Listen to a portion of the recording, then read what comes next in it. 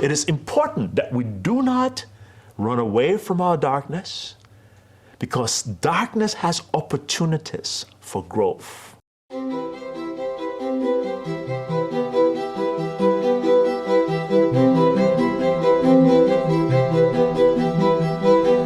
So everybody is potential on their way to becoming actual. Everybody is potential on their way to becoming actual.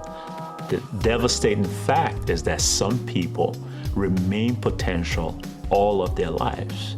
They never get to maximize their potential so that they become actual. In today's video, we're going to look at how you can go from potential to becoming actual, how you can maximize your potential and become all that you ever hope to be. To do so, we're going to take advantage of one of my favorite things in the whole world, a seed. I love seeds for so many reasons, because those bad boys come packed with everything that they need to be everything they will ever be. Everything that you see that a tree is already packaged in that seed. But that's one of the reasons why I love it. But I also love it because that seed goes from being that small to becoming a great big tree that bears fruit. There is no better example of going from potential to actual than a seed becoming a fruit-bearing tree. And that's the reason why I think it's important for us to learn from the seed. There's several things we can learn from the seed. How does a seed go from being a seed to a tree? The first thing has to do with what I call sowing. Now, you buy seeds in a box, in a pack, in a bag, wherever it is a seed comes in. They come in a condition that is not meant for growth, that is meant for storage, that is meant for them to not grow. And so they come in that condition, they're there with other seeds. And if that seed stay in that container for the next 10 years, it remains a seed. In order for it to go from being a seed to a tree, it has to be removed from in that storage environment and put into a growth environment, separated from the other seed and placed in a hole. Now, so the first thing that you do to be able to maximize your potential is to sow yourself. What do I mean, sow yourself? Take yourself from any environment that is causing you to be stagnant and place yourself in an environment that will foster growth. It's very important that you do that. Ask yourself right now, where I am, is it causing me to be better or is it causing me to be worse? Ask yourself, where I am right now, is it causing me to accelerate my growth or is it causing me to be stunted in my growth? And if your answer for those two things are yes, it's time for you to either change your friends, change your school, change your city, change your state, or change something. Has to be changed. The environment or whatever it is has to be changed, because environment matters. You may have everything in you that you need to be everything that you will ever be, but until you are placed in that particular environment that will stimulate the growth, stimulate your being able to express, to unfold all that you have inside of you, you are never going to grow. So remove yourself from that storage situation in your life. Now, some part of that removing also has to do with seclusion. You're in a container with a lot of other seeds, because you are there to be stored. Sometimes the farmer has to remove that one seed away from the rest of the seeds and put it by itself. In order for you to maximize your potential, you are going to have to learn and fall in love with being alone. It is important that you, even if you are in a relationship, you are with family, friends, it is important that you schedule time that you can be alone. It is by separating yourself and being alone that allows you to focus and to concentrate on yourself, on developing yourself to become more, focusing on the task that is required to move you forward, to move your dreams forward. It is that aloneness, stepping away from the noise, stepping away from friends, stepping away from family, stepping away from the fun, that really helps you to devote quality effort in order for you to reap quality results. So the farmer takes that seed and throw that one seed into a hole. Separation, seclusion will help you to maximize your potential. So get comfortable with being alone.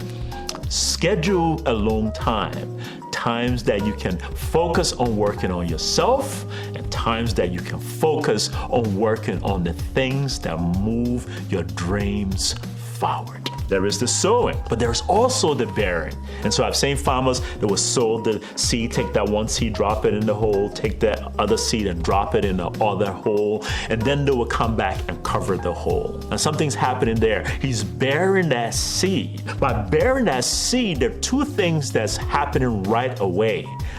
One is that seed is now in darkness.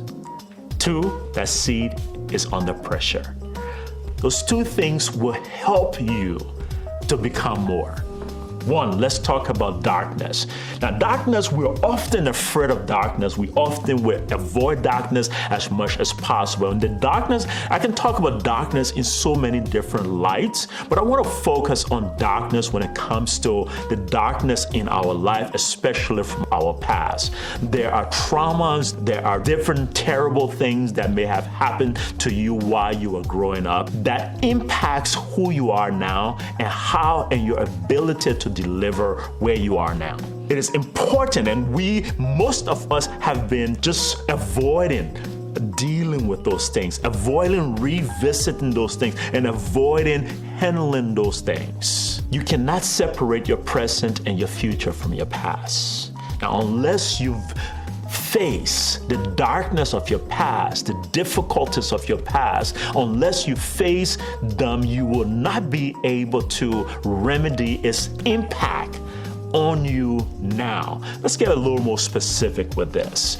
Growing up, you may have had an acute childhood experience. Say, for example, you were neglected by a parent, or for example, you were abused by a relative. Whatever the case may be, you experienced some sort of trauma in your childhood. Whether you know it or not, that trauma impacts who you are now, how you do things now, the quality of life that you're living now. That childhood trauma impacts you significantly. The science is there to prove how acute childhood experiences impact the developmental trajectory of everybody. So unless you are willing to go and face that darkness, whatever it is that impacted your life in your childhood, whatever acute childhood experience you encounter, unless you're willing to go ahead and face it, you will not become all that you need to become. So it's important for you to accept and stop avoiding that you had an acute childhood experience. It is important for you to also understand that childhood experience. What was that childhood experience? What did it really mean? Do you think it impacted you? Now, then it is also important to go from understanding it to dealing with it. And in most cases, you might need a professional to work with you, a therapist or what have you. Some people are able to kind of work their way through it by reading books, listening to tapes, and listening to videos and things of that nature. That could help. But I believe that if you dealt with a professional, it will accelerate your healing process. without dealing with, or if you continue to avoid those dark moments in your life, what happens to you is that trauma broke you. That trauma tore you up. And so what you are doing is you are facing life as a broken person. You are facing life all tore up. But if you stop now and go back and deal with it, so that by dealing with it, you are able to mend your brokenness and you are able to fix your tornness, you can now approach life more whole. Can you see how a more wholesome you approaching life, it can affect the results you get from life? Can you see that?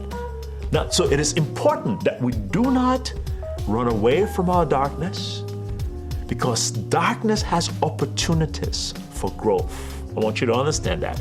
Darkness has opportunities for growth. When we can face, identify the traumas that happen to us, the things that happen to us that make us act a certain way. When we can face those traumas, those dark moments of our life, and look for a way to work on it. And whatever way we find to work on it, commit to those steps, routine, programs that we are prescribed. Commit to that so that we can do the inner work on the inside. And when we've done that inner work, we've taken advantage of darkness. Instead of becoming victims of the darkness of our past, we've become victors of our darkness. We've actually exploited our darkness to become stronger, better people. So that's the second thing that happened to the seed. The seed is covered up, and because of that, it is surrounded by darkness. Don't be afraid of your darkness. The darkness have growth opportunities for you. But here's another thing that happens as the farmer covers the seed. The seed has pressure on it. The soil bears down on the seed. And so there's a lot of pressure on that particular seed. Now that pressure can cause you to crack, and that crack can cause you to open. You know how they say that diamonds are a product of pressure. Same thing here, same concept here. The pressure of the earth causes that seed to burst forth and burst open. Sometimes pressure is usually a very, very good thing in a person's life. Whatever kind of pressure that you may feel, whether it's weight of your responsibility, whatever weight, resistance on your ideas, resistance on your effort. You know, I like the other saying that says that resistance builds strength. Okay, so this pressure is giving you an opportunity to crack open so that things on the inside of you, and I told you the seed has in it everything that it needs to be, all that it needs to be, right? But that will not open until the pressure cracks it open. Sometimes that's the reason why you need to embrace the difficulties in your life, because it cracks you open. It exposes a part of you, that potential, a latent potential that you never knew you had, and you begin to see it through that new situation that you expose yourself to. Pressure is a good thing, and pressure, when you handle pressure and you learn to embrace pressure, it opens you out. It opens you up so that the things that are in you comes out of you, so that you become like diamond. Okay, so imagine what resistance does to the body. You go to the gym and you're using your resistance band every day. That resistance band is causing you to contract and expand your muscles. And by expanding and contracting, it's causing your muscles to grow. The resistance that come onto you. Now, if you surround yourself with people who will always say yes, you surround yourself with people who will always sing your praise, and not people who can give you critical and sincere feedback and resist your ideas. Even sometimes not necessarily you surrounding yourself with, but sometimes life will put you in that position where people will stand before you and oppose you. And sometimes those opposition pushes you to be able to develop workaround, to be able to develop the skill to navigate through difficulty. And guess what? What's going to happen to that skill when you've overcome this difficulty? That skill become a part of your repertoire. It becomes a part of your tool bag, so that in the future, when you face new mountains, you have that skill to navigate those difficult territories. But you can tank one thing for that. You can tank pressure. If you didn't have the pressure, if you didn't have the resistance, if you didn't have the difficulties, you will not have sought to push yourself to build that skill. The seed is buried. Darkness engulfs it. Pressure weighs it down. Cracks it open, things begin to come out of it. The third thing I feel that the seed has to teach us about maximizing our potential is what I call rooting. Rooting is what I call the process, the result of reaching out for nutrients. You become more fortified, you become more stronger, you become more powerful because you've pushed yourself to reach out for nutrients. Let's talk about that a little bit more. What do we consider nutrients in your life? Nutrients means you are pushing yourself to gather all of the knowledge you need to be everything you want to be. You're pushing yourself to gather and develop all of the skills you need to be all that you need to be. And as you push yourself to develop those knowledge, skills, and experiences, you are gaining roots. You're becoming fortified and you're becoming strong. You understand that you need to be strong because of the next process.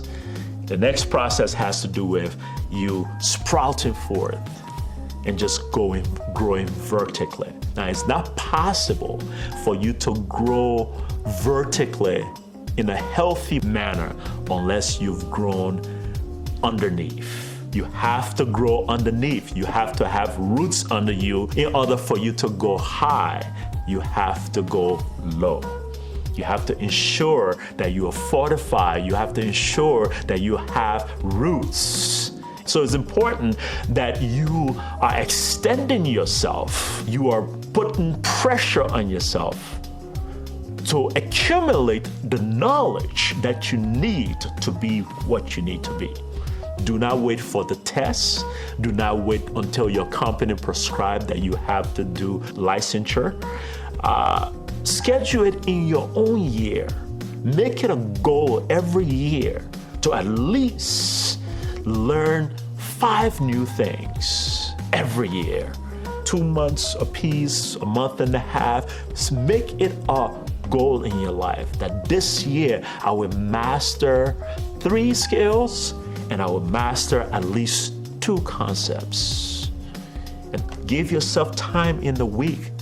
Every week, Tuesday, I devote 2 hours on Tuesday just to gather the knowledge that I need about this particular thing. Make notes. Study as though you were taking a test.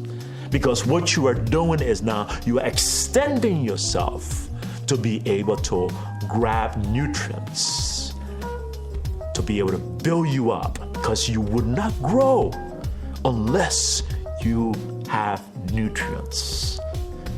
And that nutrient is information. That nutrient is skill. That nutrient is experience. Those are the things that cause you to move from one level to the next level to the next level. And that's what growth is. Are you rooted? If not, you have to start to extend yourself so you create that roots. Extend yourself to learn and to gain the nutrition you need. And sometimes nutrition may not just be intellectual or professional. Sometimes nutrition may also just be eaten right so that you have the vitality, strength, and health to be all that you need to be. Let's not forget that too. Finally, one of the things that help a seed to become a fruit-bearing tree. There are many other things along this process, right? It's just I choose to limit it to these few. The last one I will call the pruning and weeding. I like to put them both together because I feel like the idea behind pruning and weeding is almost similar. What pruning and weeding does is it removes things that are taking nutrients from you that you could use to grow. Those things are taking nutrients from you, they're dead weight, or they're just competing for the nutrients in your ground. Weeds will compete for the nutrients in the ground without producing fruits. It will cause them to grow nice tall, but they produce no fruits, right? And they add no value to you.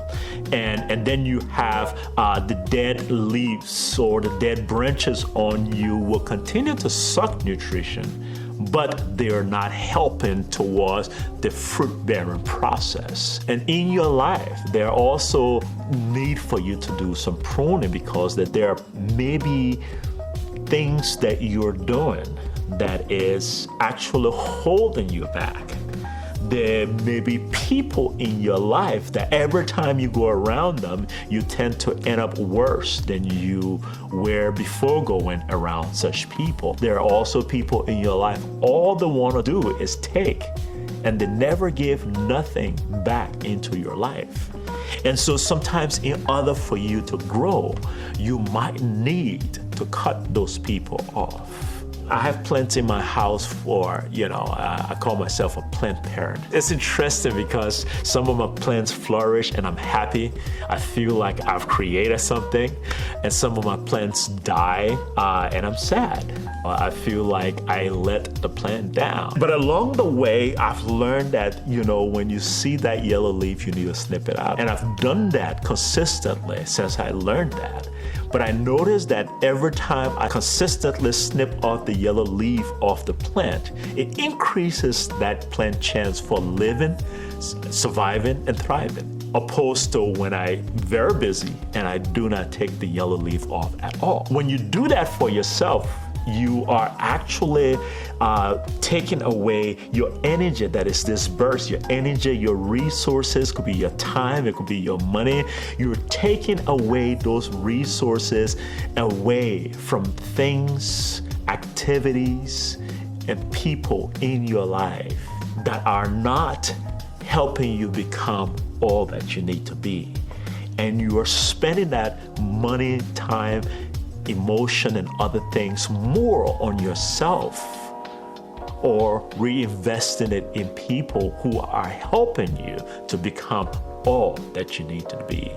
And by doing that, you have a greater return on your investment of time, energy, money than you would have if the other people, the deadbeats, were still in your life. So it might just be time to cut off certain people. It might just be time to cut off certain habits. It might just be time to stop going to certain places because those things are holding you back. And as you remove them, they're removing the shackle that's stopping you from growing. We can learn something from the seed because, again, like I said, the seed is my favorite thing because it has in it everything it needs to be everything it ought to be. Only thing that is missing from the seed is the right environment. And that seed, by being placed in the right environment, that seed experience these things that I just talked about. Think about how you can learn from the seed. I guess the word they use for it is biomimicry. How we can learn from nature. What can you learn from the seed today? And how can you go from being a seed, a potential, to a big fruit-bearing tree, to everything you ever dreamt about? If you've learned anything from a seed, not from me, but from a seed, then like this video, share it with someone, and most importantly, subscribe to the channel.